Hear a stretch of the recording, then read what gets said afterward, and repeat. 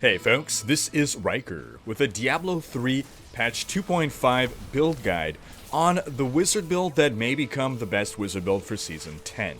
Now this is just recorded on the test server where things are still subject to change, so do check back in the future for more details on whether this build has been nerfed, as well as for a full guide. This is more of a preview.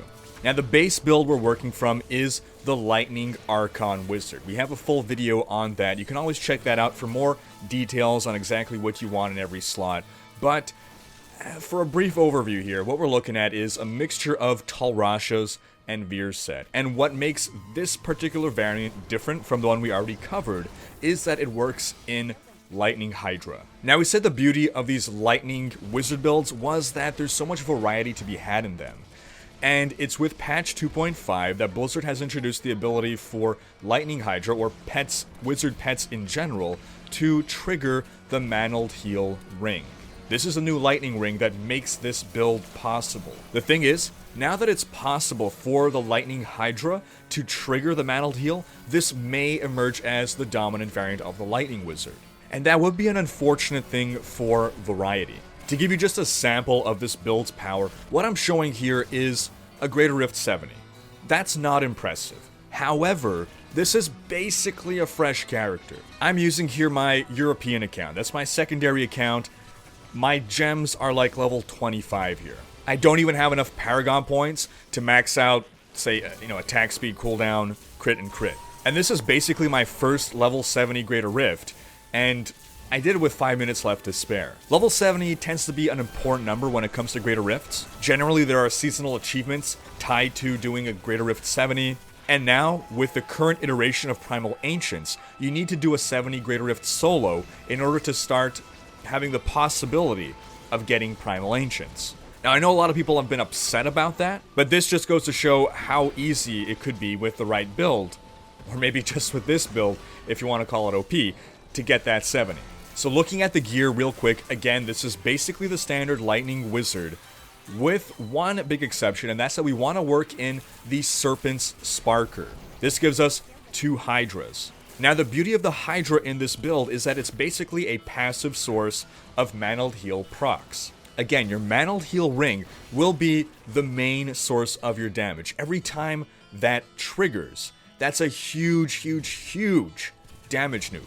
Now, instead of just having yourself triggering those, you're going to have 3 sources of triggers. Now, ideally, you want to have the Serpent Sparker equipped, and in your cube, you want to have a Starfire. But what you're seeing right here, I actually have the Starfire equipped because I rolled a piss poor Serpent Sparker. So it just goes to show, even though my gear is unoptimized as well, in case I didn't make that clear, I have no Caldescent's augments. I have hardly any ancient items. This build is that easy. Now the reason you want to cube the Starfire is because the secondary property rolls on a damage range. So unless your Starfire rolls with 15% damage, then you ideally want to have it cubed.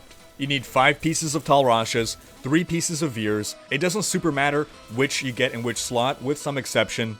For the offhand, you have to go with Talrashas. There is no Veers offhand. For your amulet, Talrashas, same thing. And for the chest piece, definitely Talrashas, because that has attack speed on it. And the shoulders have to be Veers because there's no Tal's shoulders. Also, the boots have to be Veers because there's no Tal's boots. We're going with an Obsidian Ring of the Zodiac to get back into Archon as quickly as possible. I've tried non-Archon variants, and Archon just gives you so much more power. Of course, you want a Fazula's as well as a Swami. These are key gear pieces for an Archon build. You need that Ring of Royal Grandeur to complete your sets. And because we're going with an Obsidian Ring of the Zodiac instead of a Halo of Arlees, we're going to go with Ashnagar's Blood Bracer. If you had the Halo of Arlees, you would go with Ancient Parthan Defenders here. And there's even a variant of the Lightning Wizard that uses Ranslar's Folly here, the Twister Bracers, but you can't really work those into the Sparker build. Without getting too much into the specifics of what you want on every gear piece, cooldown, very important. You're going to try to get that almost everywhere that you can. We're even going with a Gogok of Swiftness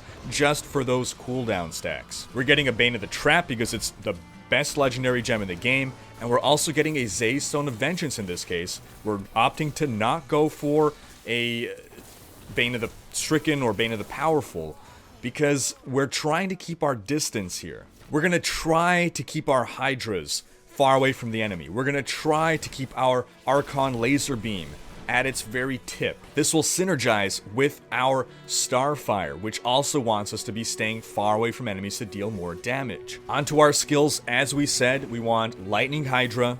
Do bear in mind that the Hydra is only active for 15 seconds, so right before you pop into Archon, you want to lay down your 2 Hydras so that they can be up during your Archon as often as possible. You also want to try to kite enemies back towards the Hydras while you're in Archon.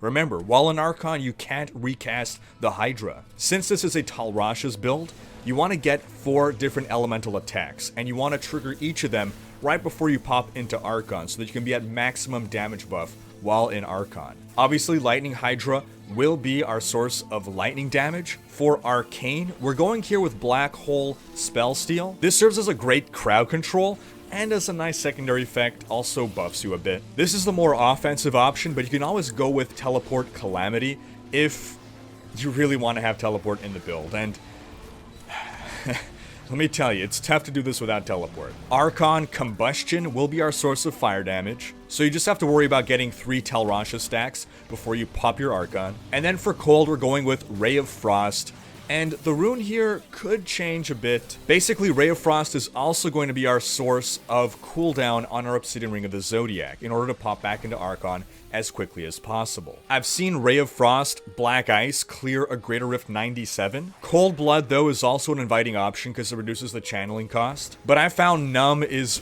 really great at staying alive. When you're outside of Archon and those enemies are coming in and you don't have a teleport, getting enemies to freeze the hell in place really helped. Then to round out your kit, you'll want Magic Weapon Deflection. It's a nice little damage buff, and Deflection will pair well with our Ashnagar's Blood Bracer, which buffs your shields. And then lastly, we'll want Energy Armor, Force Armor. For your passives, you'll want Power Hungry.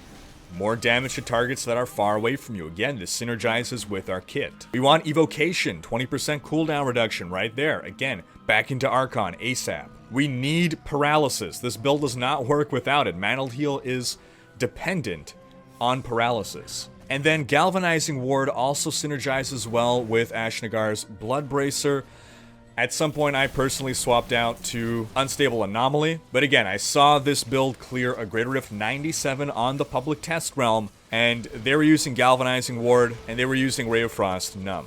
And that's the basics of this build. Again, remember, this is on the test server, so do check back in the future to find out whether this build is still viable, and if it is, I'll likely put out a more in-depth guide, and the rest of this video will just be showing the completion of this Greater Rift. That wraps up this video. Leave a comment with your thoughts. Do you like this build? Thanks for watching. Special thanks to my Twitch and Patreon supporters for making these videos possible. If you enjoyed this video, share it, check out these other videos, and subscribe to join Rhykkers Raiders to keep up with Diablo 3.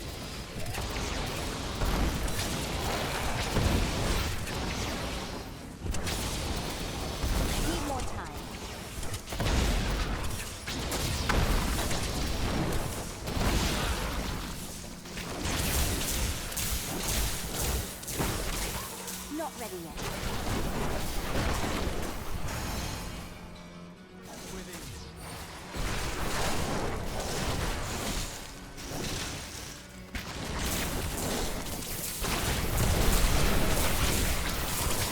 Still waiting. Didn't see that coming, did you?